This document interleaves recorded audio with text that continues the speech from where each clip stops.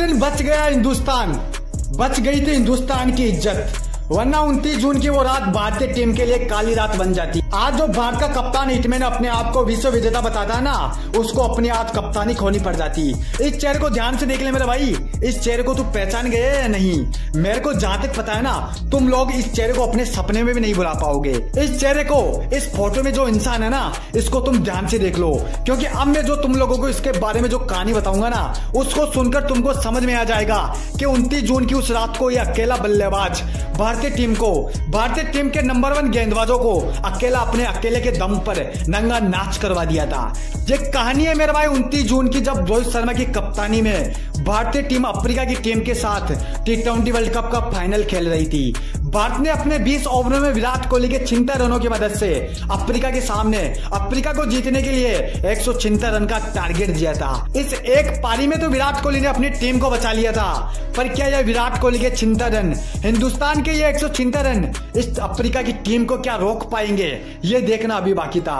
इन 176 रनों के लक्ष्य का पीछा करने के लिए अफ्रीका की टीम के 2 सबसे सुनामी ओपनर बल्लेबाज, जिनसे दुनिया के तमाम बॉलरों के पैर कांपा करते हैं, आर हेनड्रिक्स और क्विंटन डिकॉक की जोड़ी मैदान पर आती है। लेकिन जसप्रीत बुमराह ने आर हेनड्रिक्स की तीनों गिल्लियां इधर उधर बखेर डाली। उसके बाद अर्शदीप ने क्विंटन डिकॉक और कप्तान एडम मार्करम को भी आउट करके भारत के कप्तान को कहा कि सर, हम बहुत जल्दी वो जो सामने वर्ल्ड कप की ट्रॉफी रखी हुई है ना, वो ट्रॉफी उठाने वाले हैं। बुमराह और अर्शदीप ने तो अपना काम कर दिया था, पर मेरे भाई अक्षर पटेल कैसे पीछे रहते। उन्होंने भी अफ्रीका के एक और बल्लेबाज का शिकार करके कप्तान को उस ट्रॉफी की ओर इशारा किया और कहा कि ये ट्रॉफी है ना, अब हमारी है। पूरा भारत का खेमा, पूरी भारतीय टीम, पूरे भारतीय फैंस और वो लोग जो अपने घरों में बैठे टीवी और फोन के माध्यम से अपनी टीम को देख रहे थे, वो सभी अपने आसपास के लोगों में मिठाइयां बांटने लगे थे, पटाखे फोड़ने लगे थे, क्योंकि उसकी टीम जो विश्व विजेता बनने वाली थी। लेकिन मेरे भाई इस मैच की कहानी अभी बाकी थी।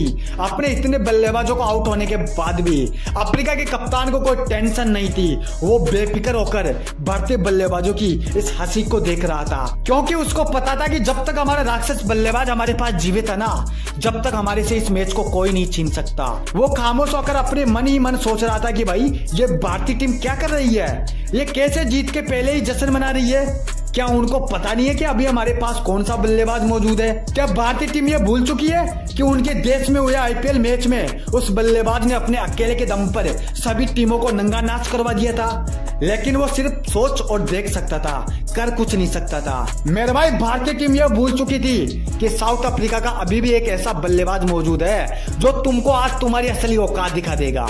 हेनरिक क्लासेन, जिसने मैदान पर एंट्री लेते ही सबसे पहले तो उन गेंदबाजों को लाइन पर लिया जो अपने आप को किंग समझ रहे थे, जो कप्तान को बता रहे थे कि यह ट्रॉफी हमारी है। उन सभी गेंदबाजों को हेनरिक क्लासेन ने मार मार कर अंधा कर दिया। जो जसप्रीत बुमराह अफ्रीका के ओपनर बल्लेबाज को आउट करके अपने आप को सुल्तान समझ रहा था, उसको हेनरिक क्लासेन ने बीच मैदान पर नंगा कर दिया था। भारतीय कप्तान, भारत के पूरे कप्तान जो इससे पहले उछल कूद करके जश्न मना रहे थे, अब उनकी आंखों से आंसू निकलने लगे थे।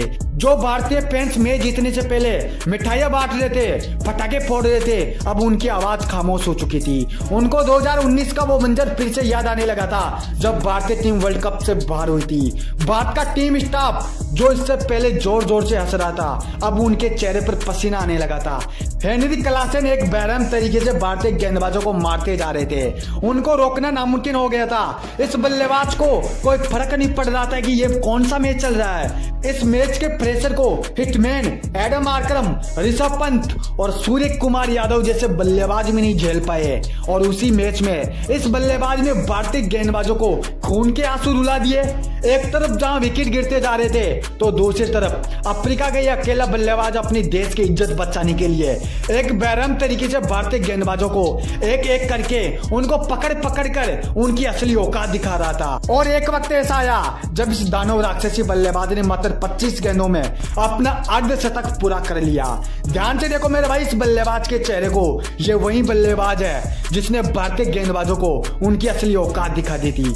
लेकिन वो कब तक अकेला मैदान पर लड़ता रहता? वो किसी ने सच कहा है कि भाई अकेला आदमी कुछ नहीं कर सकता।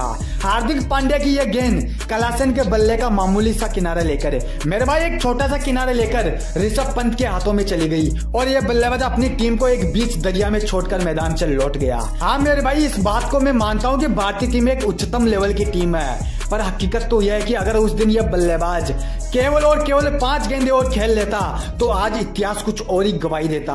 आज जो तुम अपने कप्तान के हाथों में जो वर्ल्ड कप की ट्रॉफी देख रहे हो ना, वो वर्ल्ड कप की ट्रॉफी अफ्रीका के कप्तान के हाथों में होती। मेरे भाई कसम से तुम मेरे को एक बात बताओ, तुम्हारी सांसें अटक गई थी ना जब यह बल्लेबाज एक बेशरम तरीके से भारतीय गेंदबाजों को मारते जा रहा था? तुम्हारे माथे पर भी पसीना आ गया था ना? तुमको लग रहा था ना कि ये अकेला अफ्रीका का बल्लेबाज भारतीय टीम को पेल रहा है? मेरे भाई भारतीय टीम ने 2024 का T20 वर्ल्ड कप जीता, ये बात तुम लोगों ने देखी, पर तुम शायद ये भूल गए कि इस मैच में एक ऐसा बल्लेबाज भी था जिसने भारतीय टीम को दौड़ा दौड़ा कर मारा था। इतिहास के अंदर जब भी रिकॉर्ड उठा के देखे जाएंगे तो भारतीय टीम का नाम लेने से पहले इस बल्लेबाज का नाम सबसे पहले लिया जाएगा, क्योंकि यह वही बल्लेबाज था जिसने भारतीय टीम को मैदान के चारों कोनों में एक कुत्ते की तरह दौड़ा दौड़ा कर मारा था। मेरे भाई एक कोने में बैठो और तुम इस बात का अंदाजा लगाओ, एक बार इस मैच के हाईलाइट को दोबारा देखो, तुमको खुद समझ में आएगा कि भारतीय टीम एक चमत्कार के भरोसे जीती थी।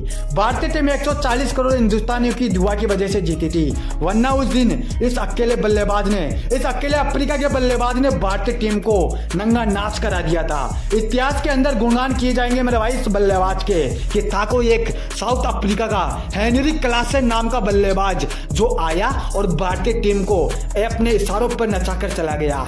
तुम्हारी नजरों में चाहे इस बल्लेबाज के लिए इज्जत हो या ना हो, पर मेरे भाई मैंने वो सारा मैच देखा था, मैंने देखा था उस मैच में क्या क्या हुआ था। मेरे को तो अच्छे से पता है कि इस बल्लेबाज ने क्या किया था। मेरी तो सांसें अटकी थी, मेरे तो माथे पर पसीना आया था। अब तुम्हारे साथ क्या हुआ था मेरे को कमेंट में जरूर बताना, और ऐसे ही बेहतरीन डॉक्यूमेंट्री सुनने के लिए हमारे चैनल को जरूर सब्सक्राइब करके जाना।